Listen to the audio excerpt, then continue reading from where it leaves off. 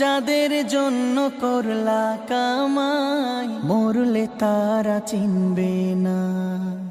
আজকে মরলে কালকে 2 দিন পরের দিন কেউ কাঁদবে না।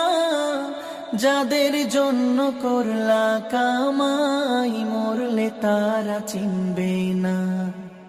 থাকতে সময় করো আমল, ঈমান করো খাঁটি।